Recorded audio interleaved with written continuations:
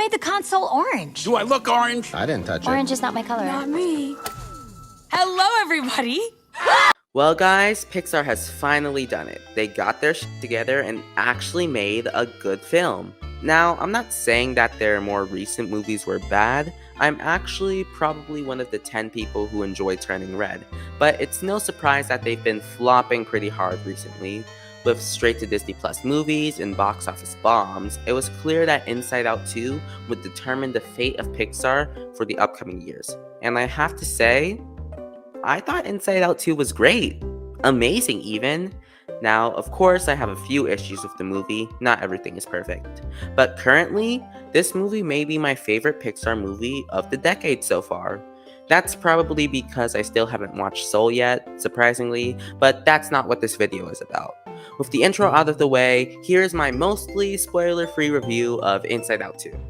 We're going! Making a sequel for the first Inside Out movie was always going to be hard. The movie is just so impactful, it's hard to make a sequel that can live up to it.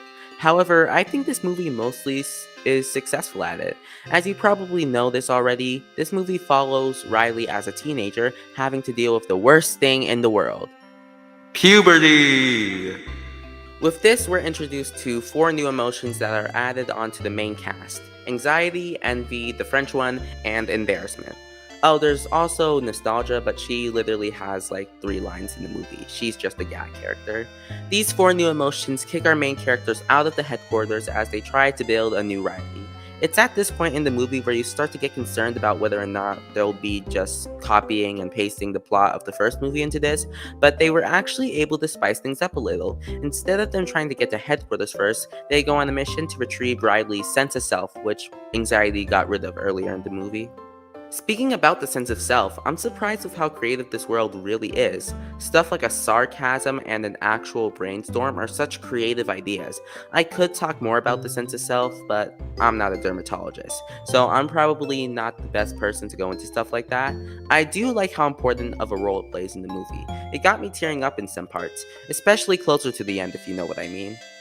This movie is also really pretty and funny. Leave it to Pixar to just make some of the prettiest looking animated movies, I guess.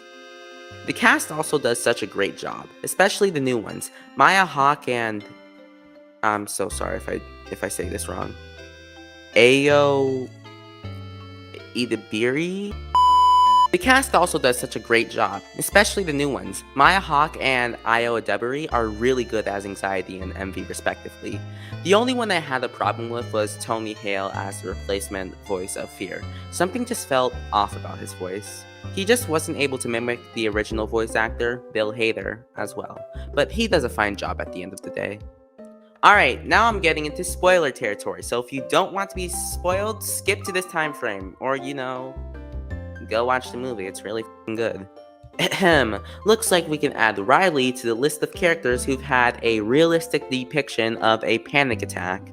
Is it just me, or does it feel like we're getting a new one like every other week?